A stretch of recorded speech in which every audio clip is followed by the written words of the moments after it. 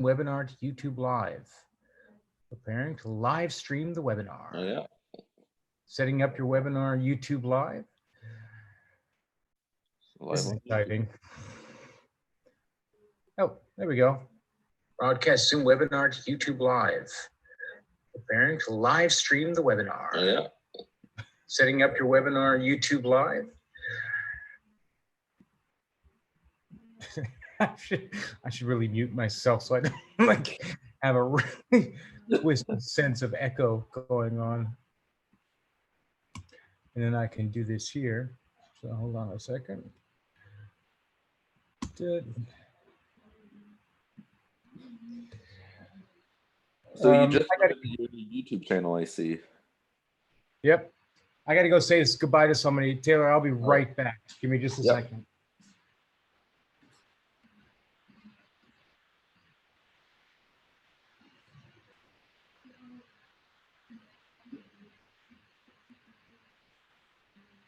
Jory.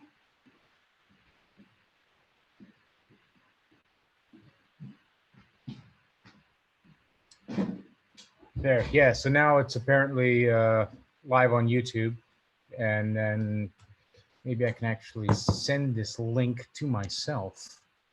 How do I do that? That's fun. This is this is absolutely lo-fi. This is the most lo-fi a gallerist can ever be. Living large. Lo-fi is the new cool, I think. So you're doing everything right. I hope so. So how are you doing while we're sitting here talking and in public for everybody to review forever? So don't fart or exactly or anything like that. I can just make up a bunch of lies and, you know, like, yeah, doing amazing, selling art every day. Oh yeah, selling art every day. That's the dream, right? It's like everyone. That's what happens. Yeah, you just have to pay Instagram $100 a day, and people will view your profile. Yeah. No, I'm doing good. I mean, Nuremberg is pretty normal right now, you know.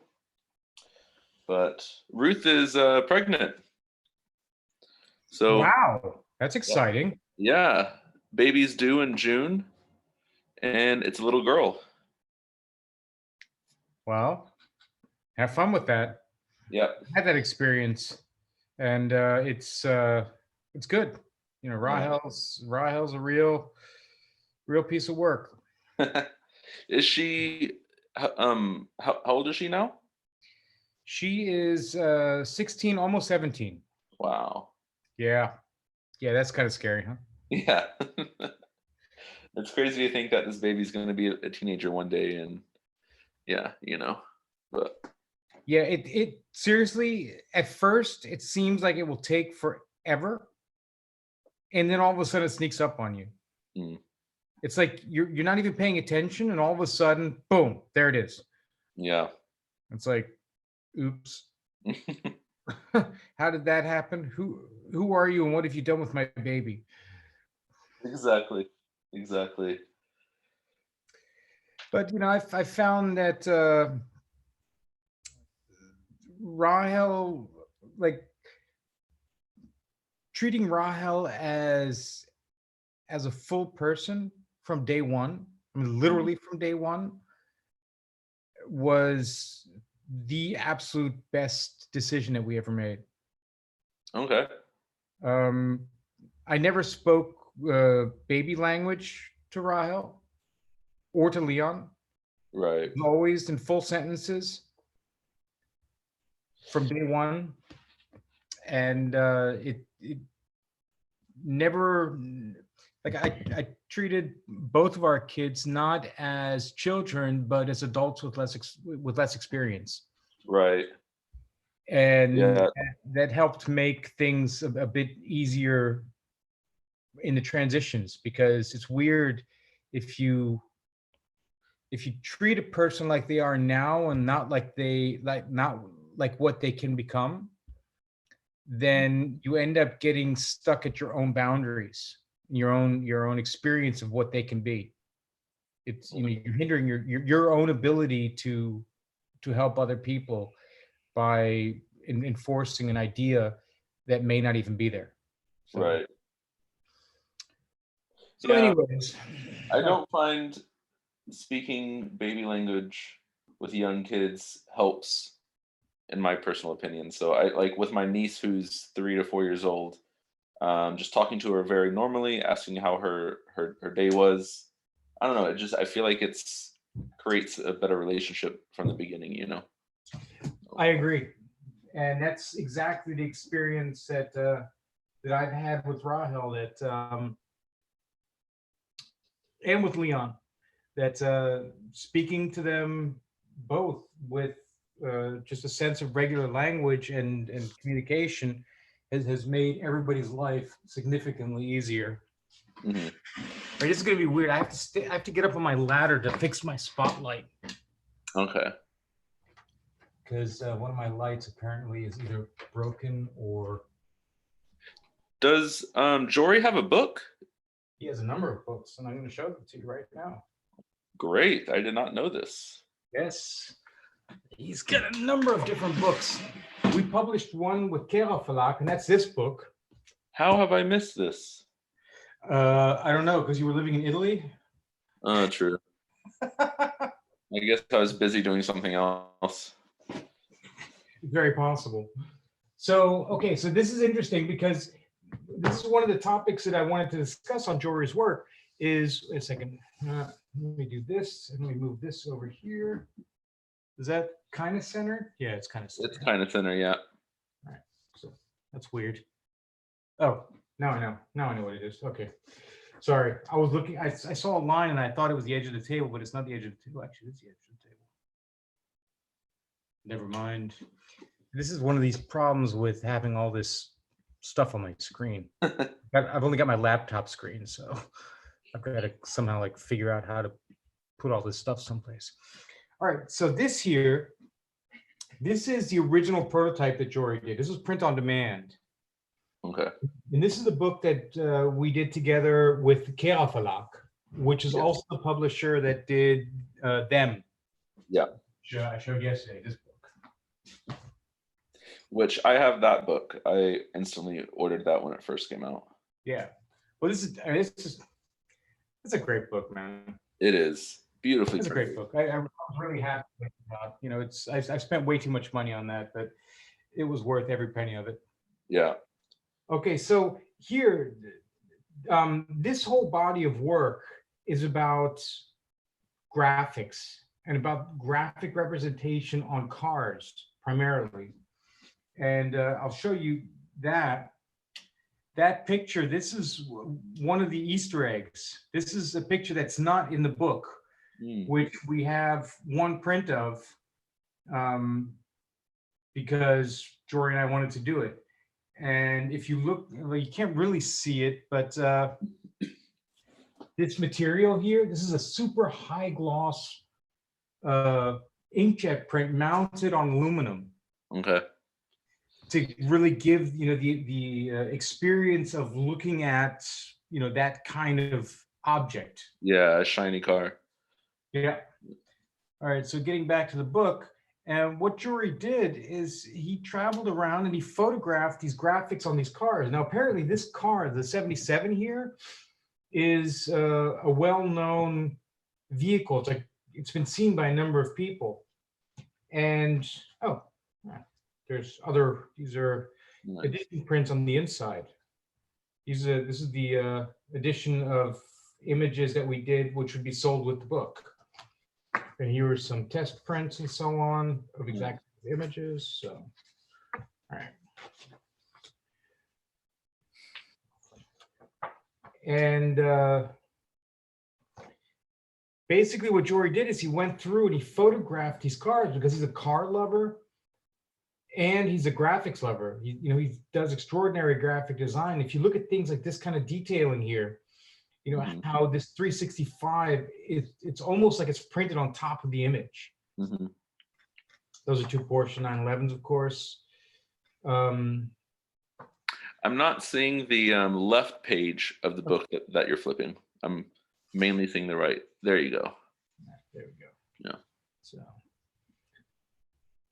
And it was all kind of a search for, for graphic details, being more concerned with the way the text and the colors and the design flow and how to frame details like this to make these compositions work. Mm-hmm. Here, the slight detail of like catching that 11 so that it's in frame. Right. And then, this was him working on it in the first rendition where he was going through the project. And then I'll push this back for just a second so we can get to the final book that we did. In this version, what ended up happening is Jory, of course, he went through and did his reselects. There's an intro by me, which I should read that because I haven't read that in a long time. What is the value of being driven, of daring to follow our dreams, to strive to make things better? I look at details. It is what I do. And as an art dealer and curator, it is the most important part of what I do. You see the diamond in the stone you bought or you hold in your hand? You must see it. You must know it is there. It's a question of faith. You search for it, you work at finding it, freeing it. You extract the perfection out of the rough material you hold in your hand. And by care and focus, you remove the unneeded and are left with a diamond you know is there, perfect. You knew it all along. Color, number, sign, deliberate in every stroke, every color applied as a reminder that someone trusted their intuition and flagged the object of perfection. It is painted on as being just that, perfect. The difference between good and exceptional is so small that most cannot appreciate it. It is hard to go to the last steps and pass over the fear of being in front, embracing the greatest possible outcome and actually wanting it, desiring it, not giving up, testing it again and again, race after race, correction over correction. The beauty in turn becomes worn and all the more beautiful for it, accepting the change, growing with it. Take a snapshot. In every brush stroke, on every sheet of steel is a confession of the drive to be the best, to make the things, to make the thing, the car, better than it has ever been. The eye that sees this, that takes the time to capture this, knows in which stone the diamond is waiting. That is what this book is about. A homage to the muscle, the sinew of mechanical engineering, to the fact that it is possible to make a thing so much better, to believe in the forwardmost capacity of what we touch, and in so doing, believing in ourselves. Wow. So that was my commentary to this particular book. I'm a diehard optimist. It's almost painful. I like that. Is this text somewhere online that I can also read as well? No, because I just found it again. Okay. I should probably do a page on our home page or a blog post on our homepage about the book because I haven't looked at it in forever. We did this book when I was still in Bonn, and we've been in Cologne for 3 years now. I think 3.5, almost 4 years. And this book, we did this exhibition in Bonn years and years ago, and showed the work in LA, a pre-photo LA, the first iteration, in this great wall of just, I mean, beautifully placed. You know how I am with my presentation, hanging and all that. Of course. All well timed. So, but I'll put it online so that people can have a look at it. So you can have a look at it. All right, so if you look at these two copies of the book, one of the things that, and I don't know if, well, you can't see it online, but one of the things that Jory did here, and this is a testament to his understanding of the printing medium. This book was printed with supersaturated inks, meaning that all the colors are super, super rich. Like the old printing mannerisms of, you can see it a bit. Like if you see how the orange glows, I can here, see it a bit. that's Yeah. and in the greens, like this green here is really English racing green. Yeah. Whereas this is kind of it's a green tone, and if you had just seen this, it'd be fine. But when you see this, this is just much more accurate, much more dense and gritty. And so those are the kind of details that Jory went into when going through the book. And most of it's very similar. Like here, this tone is a bit bluish. Here, it's really white. So those are the details. And the book, like I said in the intro, this is about racing, about cars, about machines, and also about the way that people decorate them. And seeing, like here, we had a lot of fun looking for these. That's a self-portrait. Yeah. And there's a number of pictures in here where we find that. Let me see, there's another one. There's another one. The car itself, a Datsun, of all things, right? A race Datsun. I don't even know if people remember what a Datsun is. Never even heard of it, unfortunately. Case in point, it's Nissan. Datsun was Nissan. And these are racetracks that he loves. Is this color film? Digital? It's part. Some of it's color film. There's a couple of pictures in the book that were done later, which are done digitally, but almost all of it is color negative film or color. I think he worked with slide film, if I remember correctly. It's like Ektachrome or whatever. And he's been doing these pictures for quite a while. So that was My Mind is Racing, which I think it's a fascinating project, and the objects themselves are really, they're beautiful objects. The object itself, the artwork object itself, is as beautiful as you would imagine parking the car in your living room would be. So that was kind of fun. So we'll move on from that book, and we'll get into now Flyover State. Flyover State. Ooh, yes, I saw a few images from this series. Yep, because we did the exhibition downstairs in the gallery. Flyover State these were all pictures done at sitting in an airplane, which of course now is going to be even more interesting to consider, because you can't, like right now, everything about flying has kind of died. Yeah. Sorry, and not to be like really dramatic, but it's kind of what happened. I mean, I think everything's pretty dramatic right now, so yeah, true that. Let me see if I can look up this here, flip through my home page, and I'm gonna flip what I'm sharing. Oh, that was you. Okay. And then share basic, and I got too many screens going on here. There we go. Okay. And I don't know why this is not loading.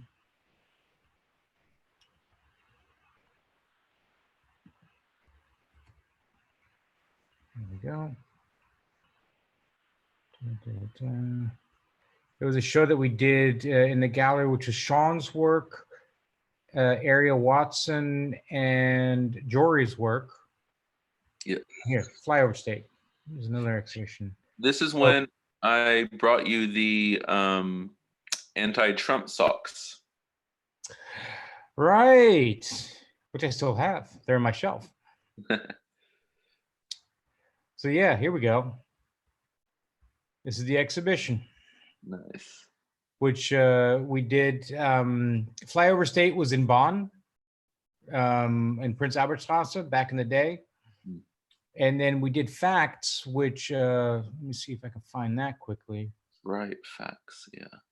And Facts, that was kind of a fun thing to do. There it is. Because, you know, of course, area, I mean, this picture by area has become, you know, infamous for, I can see that the internet is dying. That's going to be the biggest issue. It's of a the next phenomenal month. photo. Yeah, that's a crazy picture, huh? Where is it? It's there.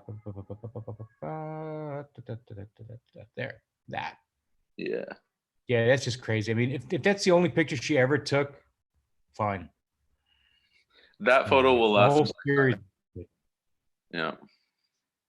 Yeah. It'll be looked at for a very, very long time. And actually, I saw a Larry Fink photograph, which was funny. It was Larry who I know personally and have known since my childhood, who was photographing a like a rally or something like that in Washington D.C. and somebody there had this picture as a sign.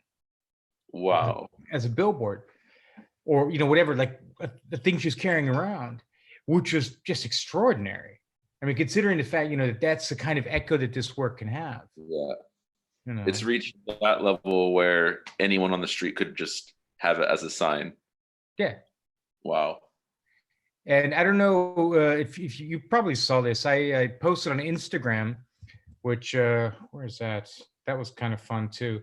Let me see if I can find that, because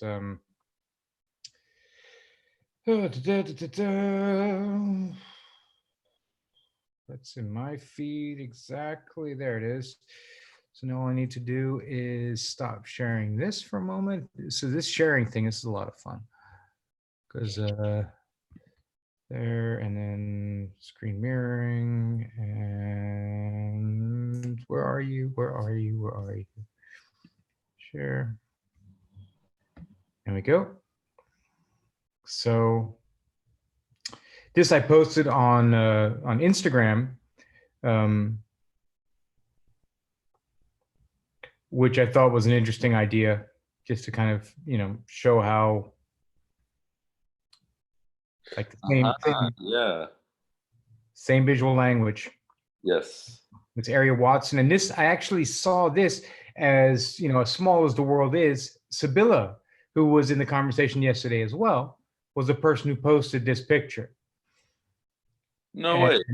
And so I copied it. I don't know who it's from, because okay. I copied, I couldn't see the name, so it was J Bure something or other. But I thought that this is how strong arts can be. So very clear and simple. Yeah. So. And it has the same message as well from two different artists. Yep. Yeah. And actually, we can go back to the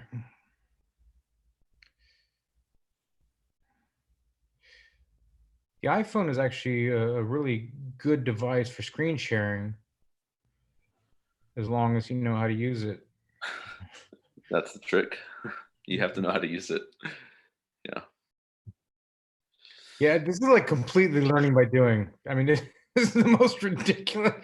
I mean, this is as literally as lo-fi as it can get, except for the fact that I'm really good with this kind of stuff. So it's lo-fi and hi-fi at the same time. Right here, there we go. So, except that, of course, the internet is slow and everything's loading horribly slowly.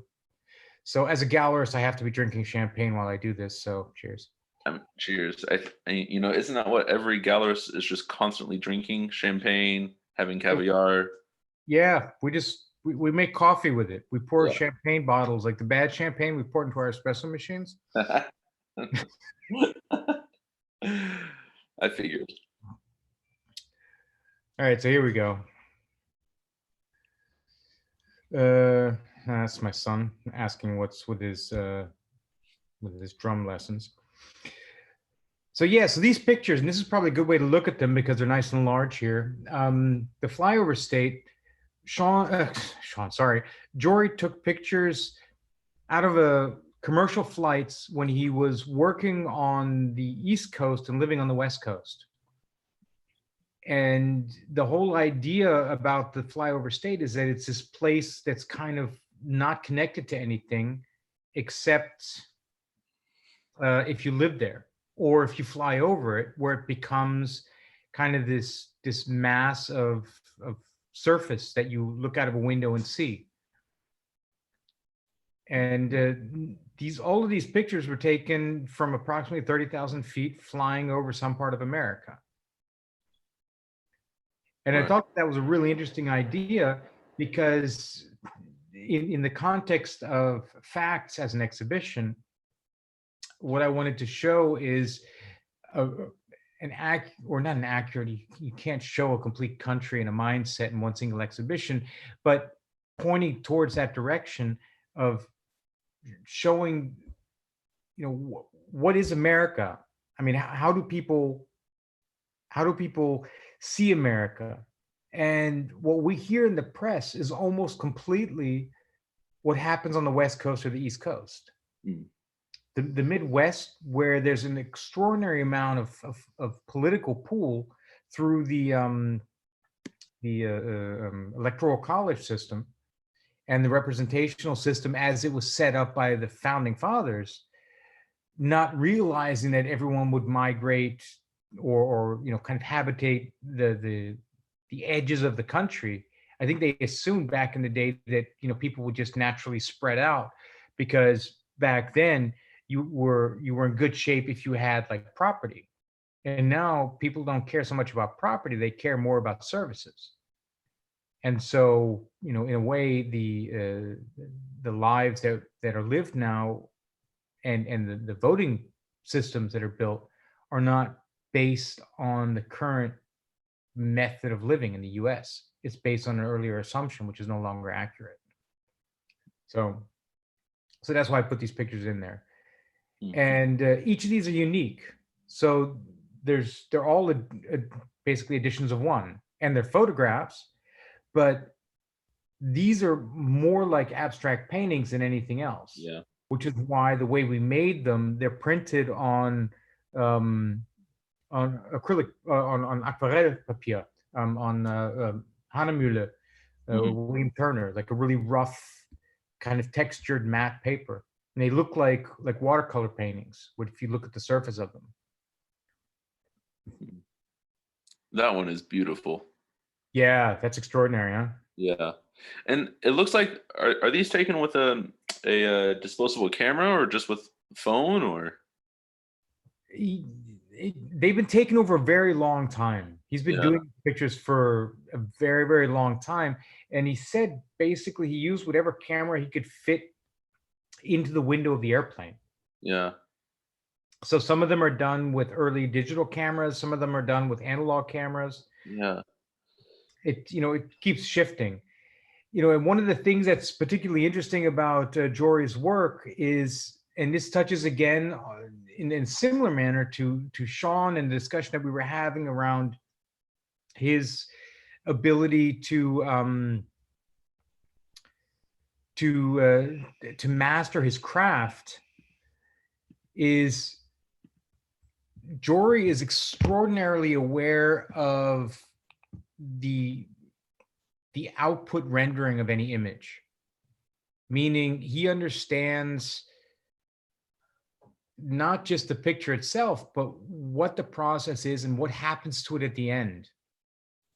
The best place I can show this, actually, I'm going to share, let me see if this is currently running, twininfinitives.com. There we go. Yeah, twininfinitives.com. That's it.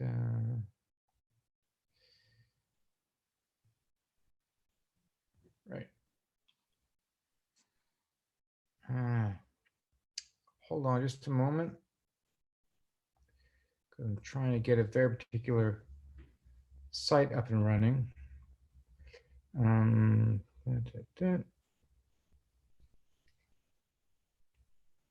Right.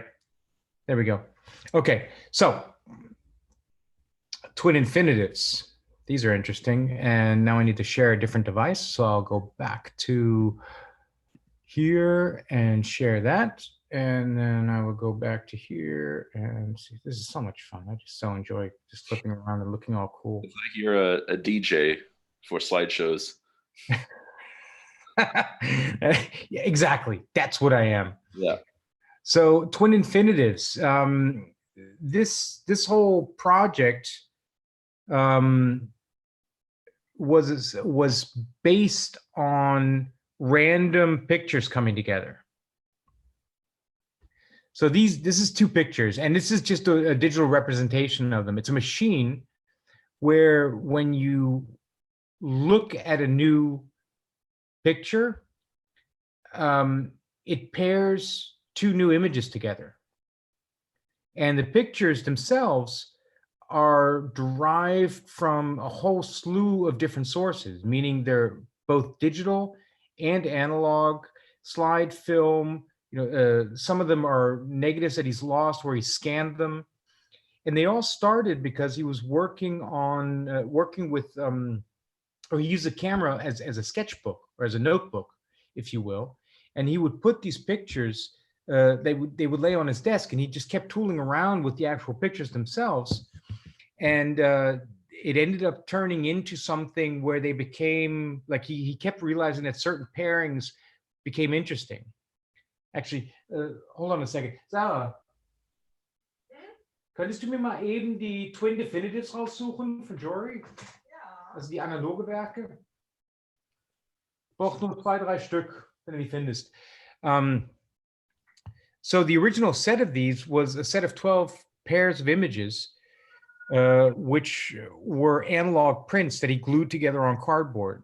And based on that idea, Jory and I came up with the idea of doing the Twin Infinitives exhibition, which then, let me see if I can, I'll do another one here. Let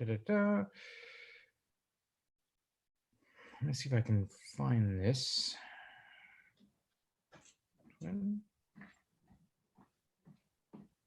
News, exhibition.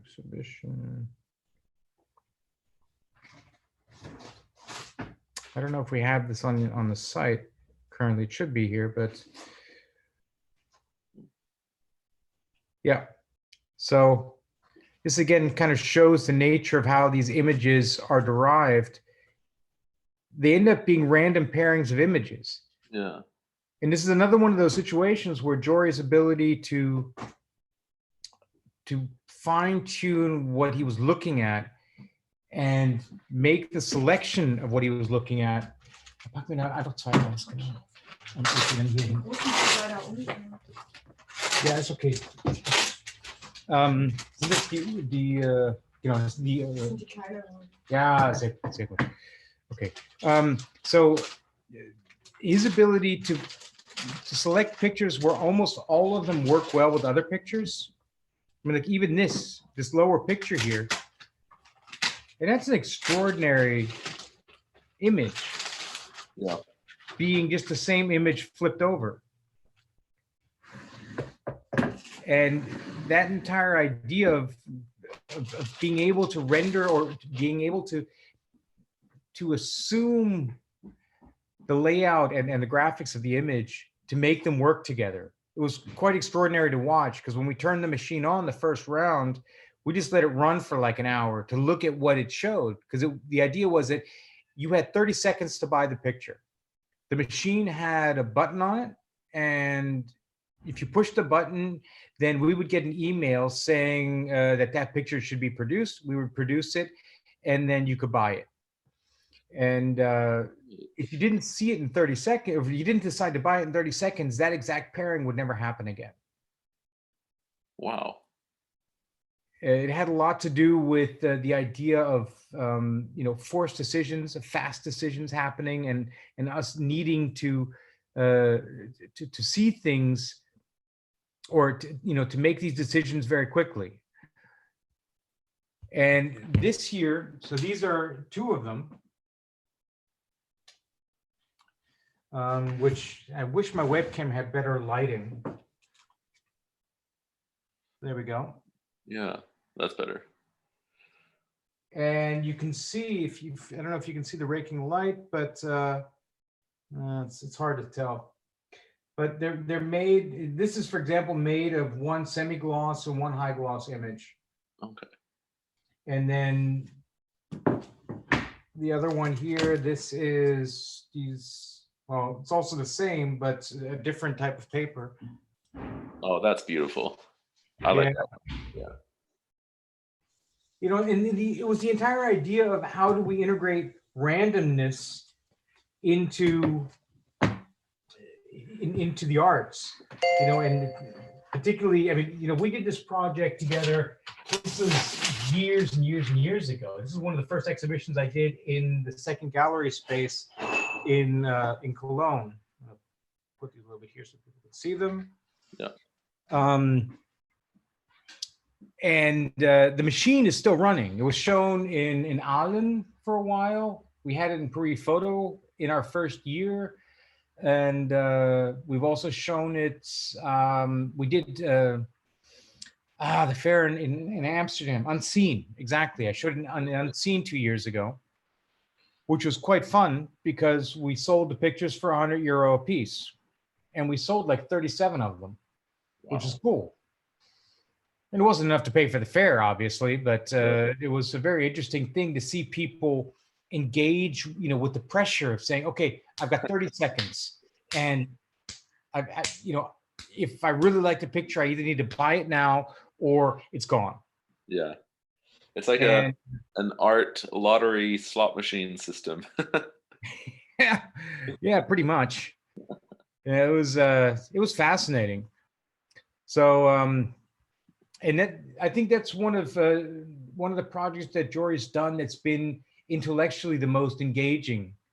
You know, it's aesthetically, it's a different thing because the pictures in and of themselves, they're very personal. So if you like them, then you like them. But if you don't, well, then you very much don't. You know, it's not kind of it's not very congenial in its nature. But from an intellectual standpoint, I found it to be extraordinarily engaging. So Jory made this machine program. Well, Jory and I thought about how to do it, and then we worked on it together. Wow. I helped program it because I'm a really good programmer, and he worked through all the imagery to collect the pairings. The actual code that runs it is really simple, you know. And actually, the whole idea that we had was, maybe I'm going to ask Sarah to do one last thing for me. Yep. Sarah, du musst mir einen letzten Gefallen tun, und zwar die Twin Infinities Maschine mal auspacken. Ich weiß, es ist ein bisschen nervig jetzt, aber muss jetzt sein. Nur ein bisschen nervig. Irgendwo fliegt sie rum. So the idea was that the machine would, it has a limited time span. Like there's a limited number of twins that it can show, like 54,000 pairs. Wow. Which sounds like a lot, but it was based on 138 images, which, you know, considering our new understanding of exponential growth, because of Corona and all that, now all of a sudden seems a lot more interesting. There's 138 images, if I remember correctly, in the system, and some of them can be rotated, so they end up acting as more than one, and that in every possible combination makes for 138 or for about 54,000, something like that. And the idea was that after the machine has shown all of them, that it would then be destroyed. Explode. Oh, you know, it'd be nice to program that in. We decided not to do the bomb issue because we'd have all kinds of import-export issues. But the idea was very much to at the end of it, to make a celebration of the end of that particular machine. Because at that point, every picture that has been purchased becomes the only living remembrance of the content of that project. And the idea was even further to take all of the code and all of the files and all the negatives, all the slide film, everything, and destroy all of it so that there's really nothing left of it except for this experience. And I think we probably will still do that, because by the time we end up showing the last of this, it's probably going to be another 10 years down the road. And at that point, it'll be worth the adventure. Yep. All right. So the machine's coming. Hold on a second. That there. And that there. Put those there.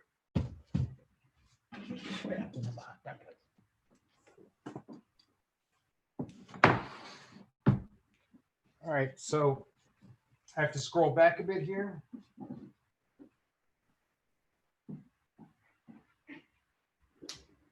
So this is the machine, which looks like a picture. It looks like a framed artwork.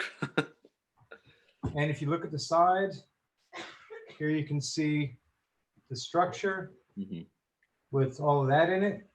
And then if I open it, this is when it gets fun.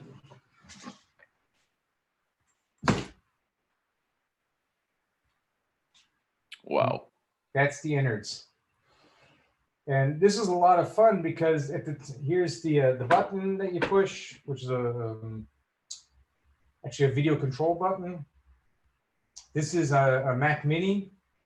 That's actually a Blaupunkt monitor, which had an integrated DVD player, which I completely tore apart.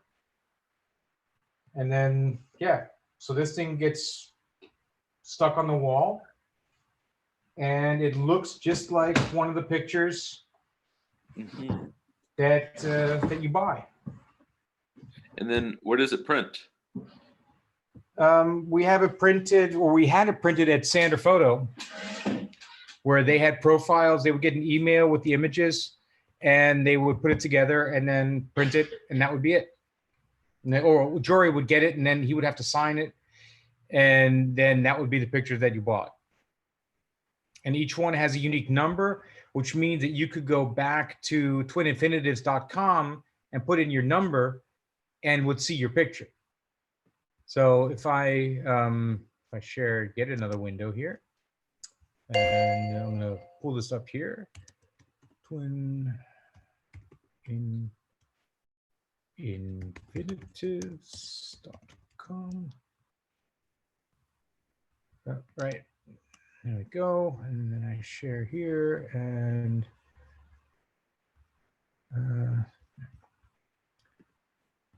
so it was synchronized with this site that I had built way back. And this is all kind of broken because I haven't touched it in a very long time.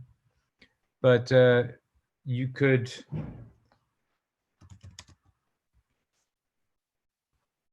just type in your number and your artwork will show up. And that was the whole idea of it. And so you can see there's, I mean, it's a big database of pictures. Let's see. Yeah, so it's actually more than 54,000. Amazing. And the whole idea, you know, this was literally like not 10 years ago, like six, 7 years ago, where Jory and I did this project together. And, you know, no one got this at the time. Like, we did this and people were like, what is that? I don't get it. Which is unfortunate, because it would have been nice if people had really kind of dug into the idea. You know, I had hoped that we'd be able to get some real pull with it. And this is another one of the curses of Jory's work, is he does really intelligent work, which I'm really drawn to, which is why I like Sean. Jory is an artist who I really enjoy representing. But the work is hard to sell, because we're at a time right now where people really want to, like, everybody wants stuff to be really simple. And like, nobody really wants to dig in and think about what they're doing. Actually, as sort of a response to that, we did an exhibition called the Instagram timeline, I think is what we called it. Let me see, where's that? Oh, Alfredo.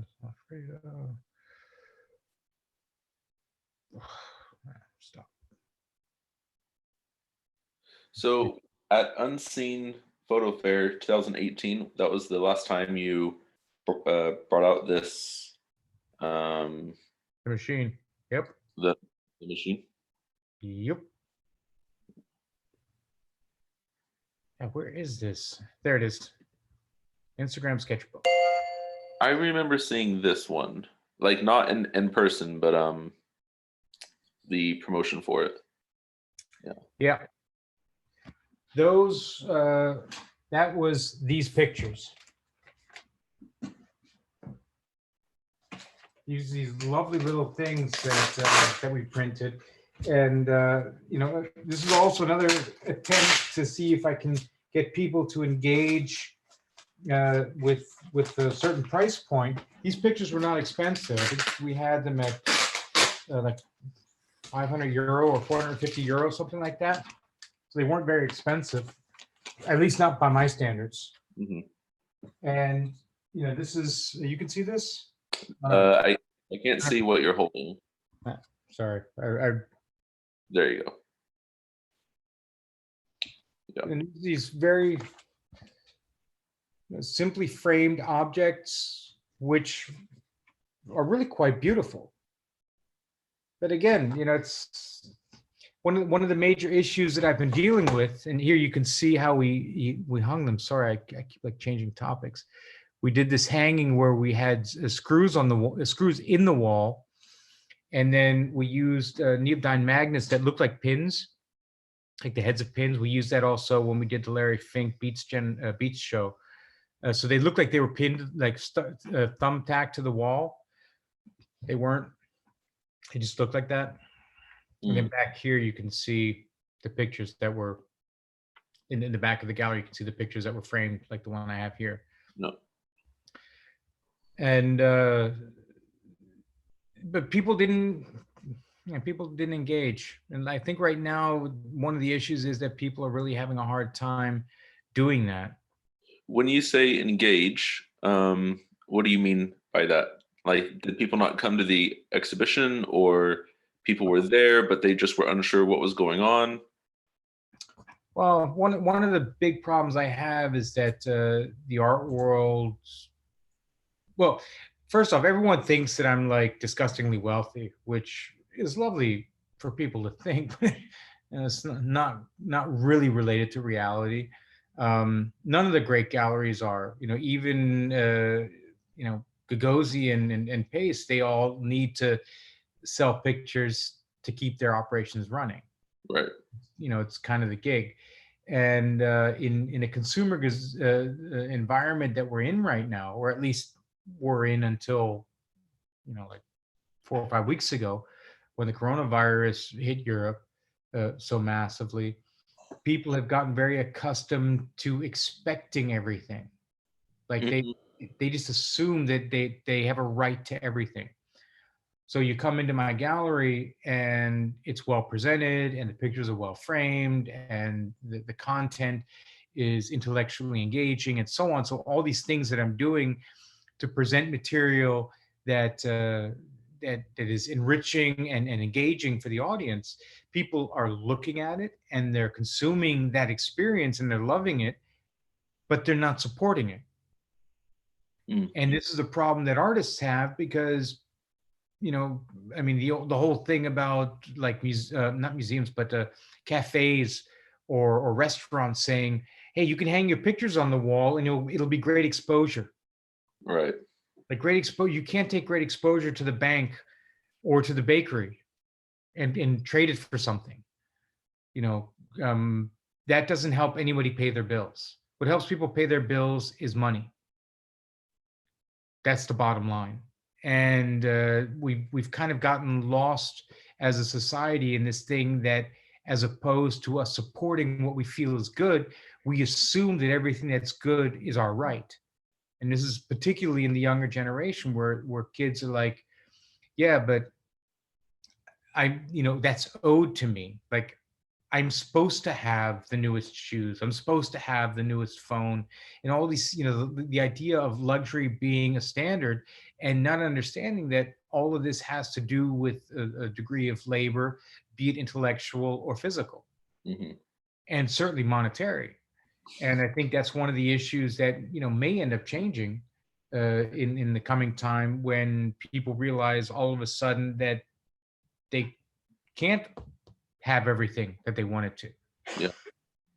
It's crazy that you say this, because the last few months I've been thinking about Instagram and how frustrating Instagram can be, because again, people just expect to see your brand new artwork for free online, and if you don't show anything, and if it's not for free, then they're not interested in it. Yeah. And I was thinking, like, I'm working on my new series with Florence, and I'm in the darkroom, I'm printing, I'm scanning, and etc. But then after all this work, after over 2 years of all this work, am I really expected to just post this online for free for people to like and comment, and that's it? And Yeah. like I've been racking my brain, like, what if I created an online gallery, had a release date, and you pay a suggested €5 entry fee to view the online gallery of my new work. Yeah, it's an interesting idea. I mean, you're speaking about the gigantic caveat of our current economical system. You can't sell it without people seeing it, and people are used to seeing it online, and so you post it online, but the quality of the online experience is so good as to replace the ownership experience. And so it's really kind of a self-consuming snake, if you will. And that's a real challenge. And I don't have an answer for it. I think the idea that you're mentioning, or that you're suggesting, is interesting. If I'm honest, I fear it won't work, because when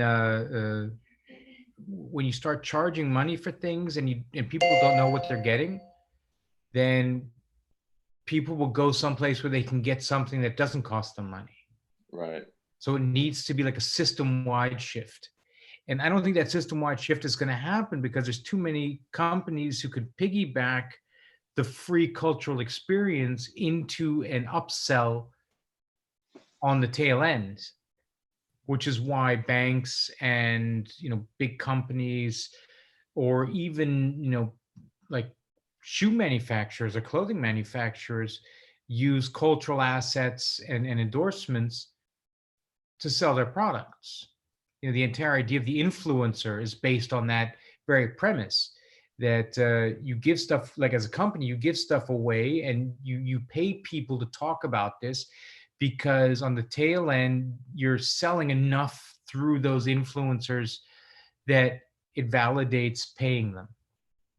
But the artists and the small galleries don't have that kind of weight, like, because we don't have the recognition footprint. So how do we, as creative individuals in a very, very large environment, make ourselves visible and make ourselves known? And that's the real challenge. And I mean, I really think that we're at a point now, particularly considering the shock of what's happening, and probably the length of the drama that we're going to be going through, that will possibly make people change the way they see this.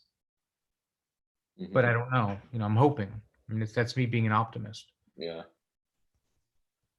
So what, like, I mean, maybe we're going off topic here. You can just stop me if you want. So then, what is your opinion then with just, should artists just continue to freely share things online? And to what extent, if yes? I think artists should, because I see the primary function of the arts not as a financial thing. It's the curse of the artist to be the one who gets stuck in that absolutely shitty spot of having to make money off of something that is inherently good for people.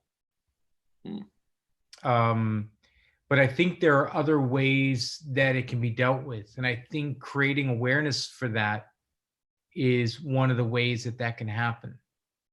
And as harsh as this is going to sound, there's really too many artists. Art schools are pumping or have been pumping out artists who have been trained with this kind of delusional idea that if they follow a certain formula, that they're going to become famous because they have a metric of how somebody else has done it. And I think that's kind of a ridiculous idea, because what I've found, at least with most of the artists who come from university backgrounds who end up in my door and show me their work, and most of them assume that I'll just fall over backwards in astonishment at the quality of what they're doing.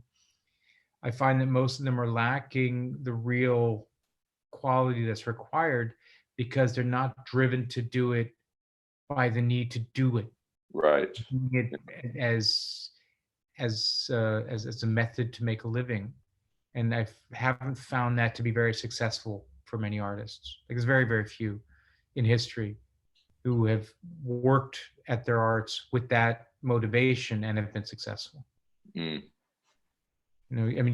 one of the people who I pay attention to and see what you do and watch what you continue to do, which convinces me that you're doing it for the right reasons. It's the drive to continue regardless of it, and the fact that we're having this conversation about if it's valid to continue to show the work for free or not,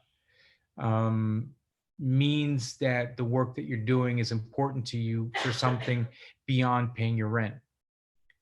It doesn't mean that you don't have to pay your rent. And this is one of the curses. And we gallerists deal with the same issue. Most galleries are completely detrimental to the gallerist's financial affairs. It's a thing that we love to do, and we're passionate about it, and we keep doing it, and we fight and hope that we're successful, and that the work that we believe in, that other people believe in it as well. That's not always the case. Yeah. Well, I definitely feel your like, it sounds weird if I say it, your watchful eyes. Let me just say your support. So thank you so much for that, Julian. You're very welcome. It's been a real joy to watch your work develop, and I'm watching. Yes. Thank you, honestly.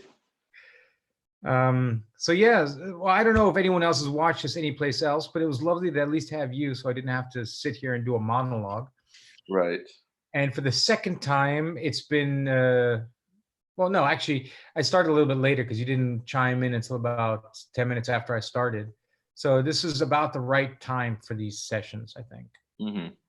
So keep spreading the word, and I'm going to keep doing these. I think tomorrow I'm probably going to be doing an artist that I can take the pictures home with, because we're not supposed to be like out in public. Right. Yeah. So is it just me watching right now? Via the webinar, yes, but I'm also streaming live to YouTube, and I don't know who's watching there. Okay.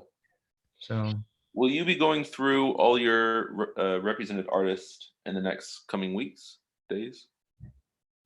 Yep, I've got 260 artists in inventory. I'm going to be going through.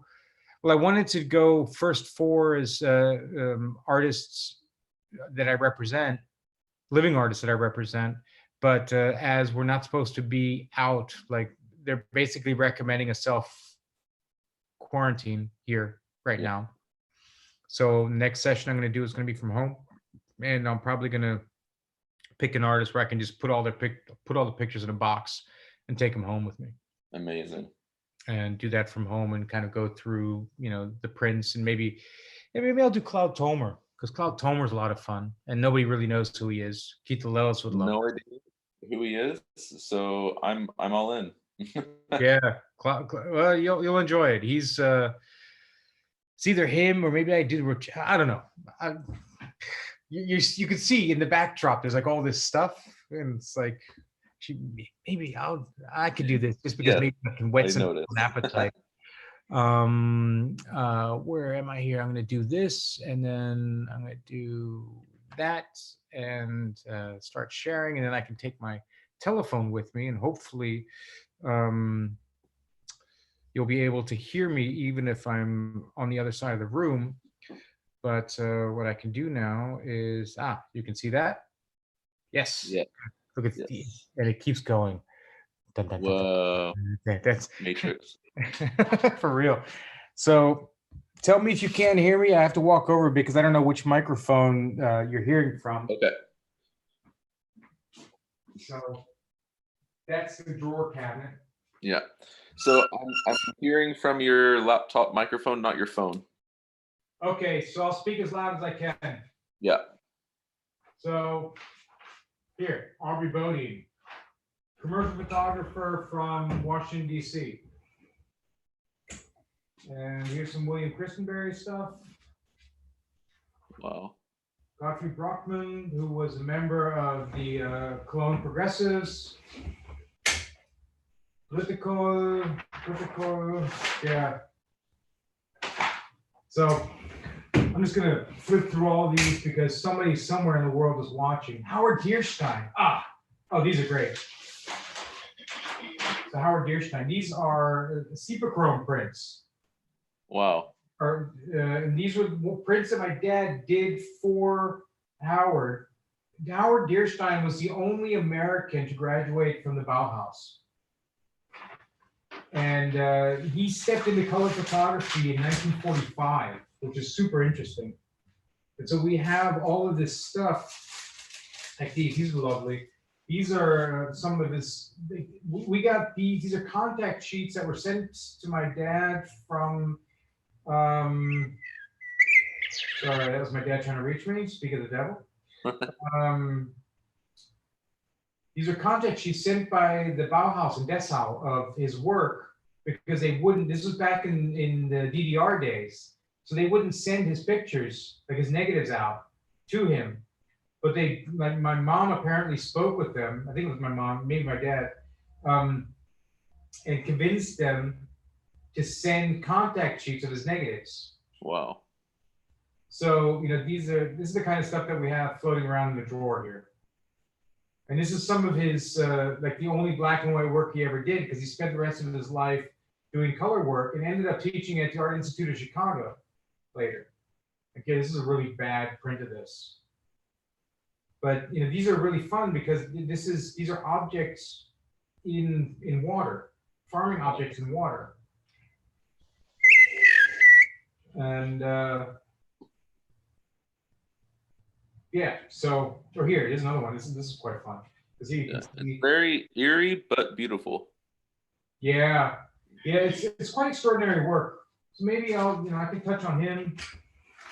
What else do I have in here? Walker Evans, Hugo Erfurt, and so on and so on. Larry Fink. I should do something on Larry Fink, but I have to do Larry Fink here because it's just too much material to take home with me. I haven't known Larry forever. I got too many pictures. I need to have buyers to come in and buy all these pictures from me. Yeah. I mean, if you start your YouTube channel, it looks like you have a lot of content. So. Yeah, that's true. Lots and lots and lots of it. All right, let me, so everyone can see what I use. Yeah, that's the idea. Get people to see what I have and make it human. Yeah. So, Well, Taylor, it was lovely to have you here. Thank you, sir. And I will be back hopefully tomorrow. I'll be posting when the next session is. Maybe I'll be there. Hopefully, If you can make it, it'd be great to have you. If not, then whenever you're available and can make it, it'd be great to see you. Yeah. Thank you, Julian. And I'll see you soon. Yeah. All right. And thanks everybody who was watching who wasn't part of the video conference. And I'll keep testing and keep going. So be safe, everybody. Stay home. Have a glass of wine or beer or whatever. Enjoy your company. Ciao. Take care.